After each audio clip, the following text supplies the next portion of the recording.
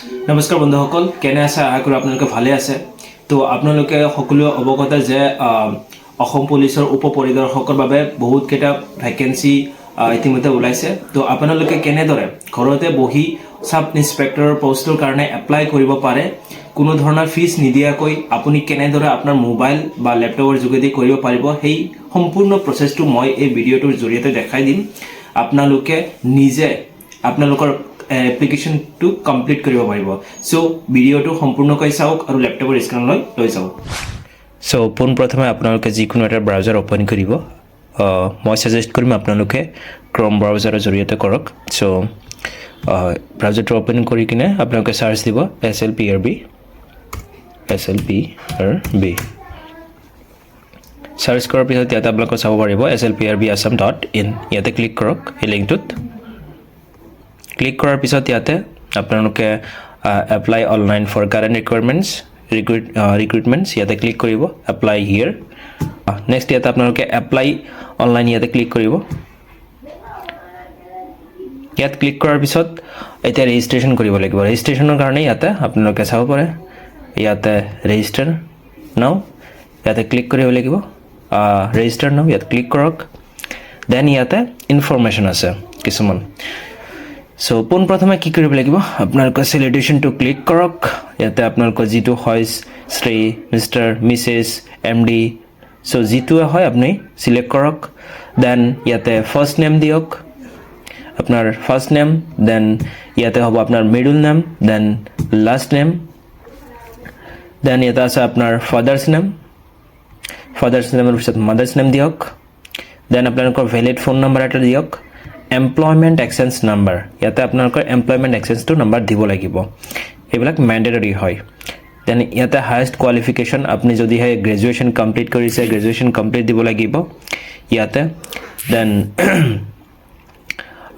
Of course আপুনি sub inspector পষ্টৰ কাৰণে apply কৰিব লাগে। মিনিমাম ৰিকুৱাৰমেণ্টছ সেইটো হৈছে গ্ৰেজুৱেশ্যন দিবই লাগিব। তাৰপিছত ইয়াতে পাৰ্মানেণ্ট ডিষ্ট্ৰিক্ট, আপুনি কোনটো ডিষ্ট্ৰিক্টৰ পৰা হয় সেইটো ডিষ্ট্ৰিক্টখন চিলেক্ট কৰিব। দেন ইয়াতে আপোনালোকৰ জেণ্ডাৰ চিলেক্ট কৰিব, মেল ফিমেল যিটোৱে হয়। এণ্ড কাষ্ট বা আপোনালোকৰ যিটো হয় জেনেৰেল হয়, OBC হয়, MOBC, SC, ST hill, STP, এইটো যিটো হয় আপুনি চিলেক্ট কৰক। দেন আপোনালোকৰ ডেট অফ বাৰ্থ দিব ইয়াতে। ডেট অফ বাৰ্থ দিয়াৰ পিছত ইয়াতে কনফাৰ্ম কৰিব লাগিব ডেট অফ বাৰ্থটো, এইটো বহুত ইম্পৰ্টেণ্ট হয়, সেইকাৰণে কনফাৰ্ম কৰিব দিছে। ইয়াতে আপোনালোকৰ আধাৰ নাম্বাৰটো বহাব লাগিব। ইনফৰমেশ্যনখিনি ফিল আপ কৰাৰ পিছত আপোনালোকে ইয়াতে এবাৰ চেক কৰি ল'ব, কাৰণ এইটো এবাৰ হ'লে চেঞ্জ কৰিব নোৱাৰি। ইয়াতে চাব পাৰে, please check and confirm your details before registration, data ওৱান submitted can not be changed. ইয়াৰ মানে ইয়াছে হৈছে যে যদি আপোনালোকে এবাৰ ছাবমিট কৰে তেন্তে চেঞ্জ কৰিব নোৱাৰে, সেইকাৰণে ৰেজিষ্ট্ৰেশ্যন ছাবমিট কৰাৰ আগত আপোনালোকে এবাৰ চেক কৰি লওক, ভেৰিফাই কৰি লওক, ঠিক আছে। চ' আপোনালোকে চাব। তাৰপিছত ইয়াতে ৰেজিষ্টাৰ বটন ইয়াতে ক্লিক কৰিব, যদিহে চেক কৰিছে ভালকৈ কৰিছে কাৰেক্ট আছে তেন্তে ৰেজিষ্টাৰ ইয়াত ক্লিক কৰক। দেন আপোনালোকৰ মোবাইলত OTP আহিব এখন, OTPটো দিয়ক।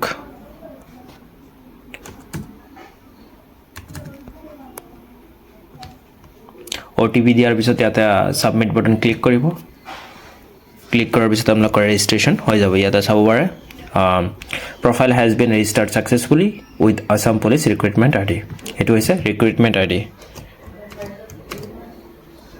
দেন ইয়াতে আপোনালোকে ক্লিক কৰিব, গো টু লগ ইন। ইয়াতে ৰিক্ৰুইটমেণ্ট IDটো দিয়ক, বা ৰিক্ৰুইটমেণ্ট ID যদি নিদিয়ে তেন্তে আপোনালোকে মোবাইল নম্বৰ জৰিয়তেও লগ ইন কৰিব পাৰে। মই ৰিক্ৰুইটমেণ্ট ID দি কৰি আছোঁ। দেন ইয়াতে আপোনাৰ ডেট অফ বাৰ্থটো দিব।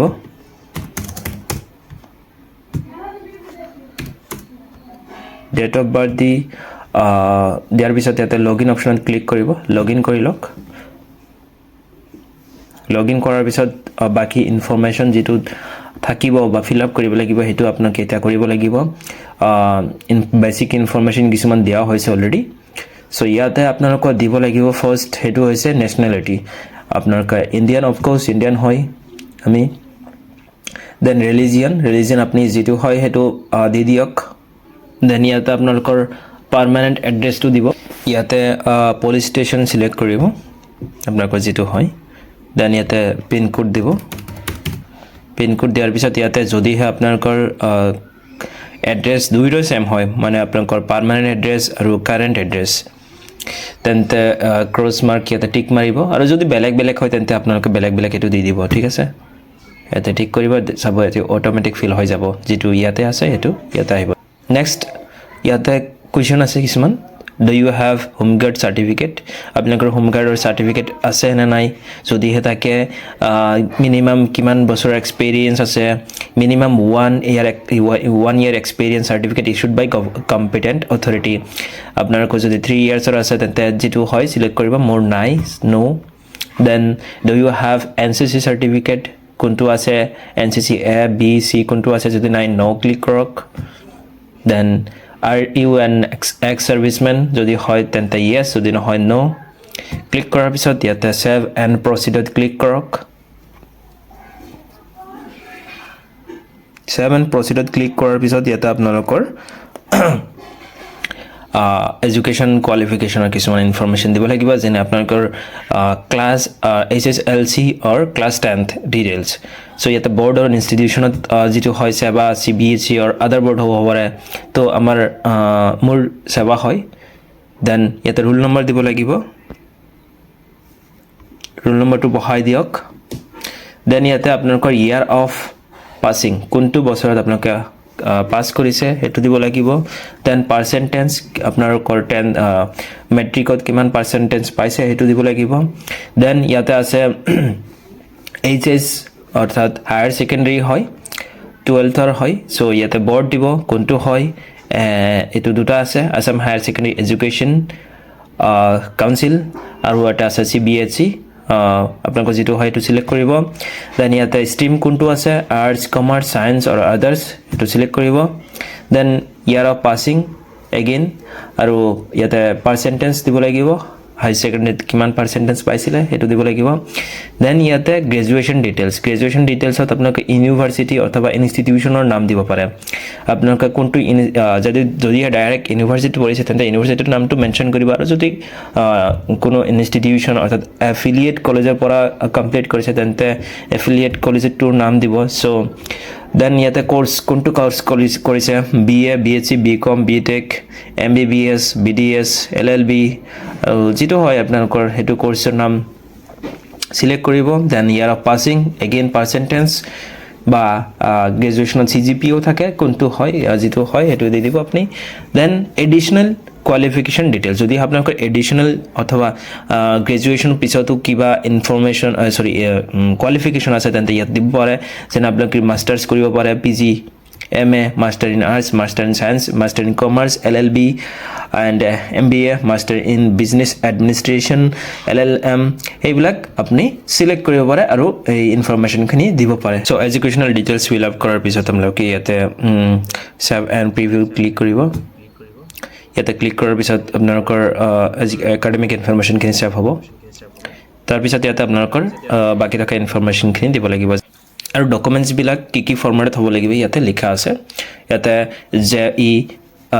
JPG JPEG PNG আৰু ম্যাক্সিমাম 200 KB ভিতৰত হ'ব লাগিব আপোনালোকৰ যেটো PDF বনাব বা ফটো ফৰম্যাটত দিব তেন্তে বস্তুবিলাক কি হ'ব লাগিব 200 KB আন্ডাৰত হ'ব লাগিব 200 মানে 200 KB ভিতৰত হ'ব লাগিব তাতকৈ বেছি হলে মানে আপলোড নহব তো ফাৰ্স্ট পাসপোৰ্ট সাইজ ফটো দিব দেন সিগনেচাৰ দিব and তাৰ পিছত certificate of age proof admit card দিলে হ'ব বা মেট্ৰিকৰ এডমিট কাৰ্ড বা সাৰ্টিফিকেট যিকোনো এটা দিলে হ'ব then employment exchange registration card এটো বহুত ম্যান্ডেটৰি হয় Aadhaar card then permanent residence certificate ইয়াতে ম্যান্ডেটৰি দিয়া নাই বাট যদিহে আছে আপোনালোকে আপলোড কৰিব আৰু এটো PDF ফৰম্যাটত দিব লাগিব ইয়াতে লিখা আছে PDF ফৰম্যাটত আৰু ম্যাক্সিমাম 200 KB হ'ব লাগিব ঠিক আছে আৰু যেটো PDF ফৰম্যাটত আছে এটো PDF ফৰম্যাটত দিব সাপোজ ইয়াতে আধাৰ কাৰ্ড আছে PDF ফৰম্যাটত দিব এমপ্লয়মেন্ট এক্সচেঞ্জ টু কি আছে PDF ফৰম্যাটত আছে ইয়াতে এটো PDF ফৰম্যাটত আছে সিগনেচাৰ টু JPG বা PG ফটো ফৰম্যাটত দিব তাৰ পিছত pass certificate and marksheet of HSLC মানে মেট্ৰিকৰ মাৰ্কশ্বিট আৰু চাৰ্টিফিকেট দুয়োটা কি কৰিব কম্বাইন কৰি এটা PDF বনাব PDFটো আপলোড কৰিব লাগিব আৰু এই PDFটো 200 KB ৰ ভিতৰত হ'ব লাগিব দেন হায়াৰ সেকেন্ডাৰী মাৰ্কশ্বিট আৰু চাৰ্টিফিকেট দিব লাগিব আৰু তাৰ পিছত গ্ৰেজুৱেচনৰ চাৰ্টিফিকেটটো আপলোড দিব লাগিব ইয়াতে ডকুমেন্টছখিনি আপলোড কৰাৰ পিছত আপোনালোকে ইয়াতে সেভ এণ্ড প্ৰচিডত ক্লিক কৰিব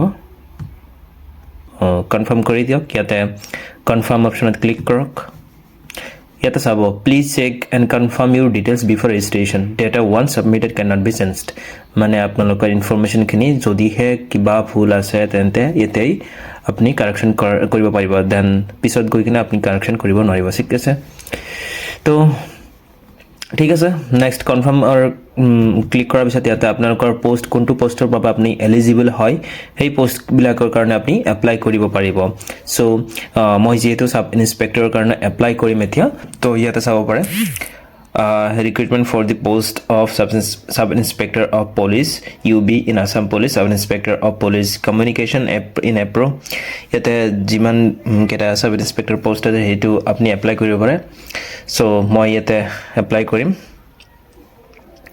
first then yate apnaloke ei details khini sabo যে ইয়াতে আপনি যদি হে এটো পোষ্টৰ কাৰণে এলিজিবল হয় তেন্তে আপনি এপ্লাই কৰিব পাৰিব সো ইয়াতে আপোনালোকৰ ডিটেইলছ খিনি ফিল কৰিব লাগিব ইয়াতে চাওক do you have a 3 year diploma from state polytechnic আপনি যদি কৰিছে তেন্তে ইয়েস কৰক যদি কৰা নাই তেন্তে no do you have 2 years of work experience in electronics telecom or IT or allied environment more নাই no Do you have 2 years additional course in telecommunication, IT, computer science, computer engineering or equivalent? Aseniki jodi ha thake tante yes no. Do you have a master of computer application MCA no. তো click কৰাৰ পিছত ইয়াতে চাব পাৰে এতিয়া আপুনি কোনটো পোষ্টৰ কাৰণে এপ্লাই কৰিব পাৰিব ইয়াতে আপোনাক দেখাই দিব এলিজিবিলিটি অনুসৰি আপুনি কোনটো পোষ্টৰ কাৰণে এপ্লাই কৰিব পাৰিব সাব ইন্সপেক্টৰ UB কৰিব পাৰিব দেন ক্লিক কৰ সিলেক্ট কৰাৰ পিছত সাবমিট কৰক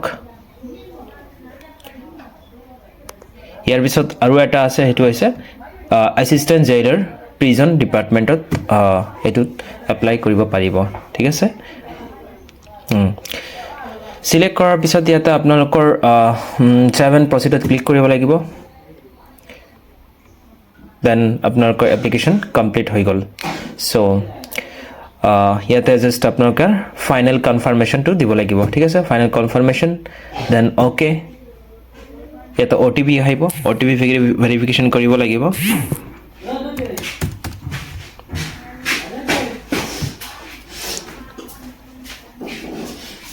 OTP ভেৰিফিকেশন কৰাৰ পিছত আপোনালোকৰ ফাইনাল সাবমিশন হৈ গল ঠিক আছে ইয়াতে আপোনালোকৰ এতিয়া একনলেজমেন্টটো ডাউনলোড কৰি ল'ব পাৰে ইয়াৰ পৰা এটা চাব পৰা ডাউনলোড একনলেজমেন্ট স্লিপ ইয়াতে ক্লিক কৰক দেন ইয়াতে চাব পৰা আপোনালোকৰ এপ্লিকেশন কমপ্লিট হৈ গল সো ইয়াতে আপোনালোকৰ 7 PDF কৰিব পাৰে সো এইখিনি আছিল প্ৰসেস আজিৰ প্ৰসেসটো আৰু যদি হে ইনফৰমেটিভ হৈছে তেন্তে কমেন্ট কৰি জনাব আৰু যদি কিবা জানিব লগা থাকে তেন্তে কমেন্ট বক্সত জনাব এন্ড যদি আপোনালোকে এপ্লিকেশন কৰিব নোৱাৰে সম্পূৰ্ণ ভিডিওটো চোৱাৰ পিছতো যদি নোৱাৰে তেন্তে মই এটা WhatsApp নাম্বাৰ দি দিম আপোনালোকে সেই নাম্বাৰটোত মেছেজ কৰি দিব পাৰে মিনিমাল চাৰ্জত আপোনালোকক এপ্লিকেশন কমপ্লিট কৰাই দিম ঠিক আছে থ্যাংক ইউ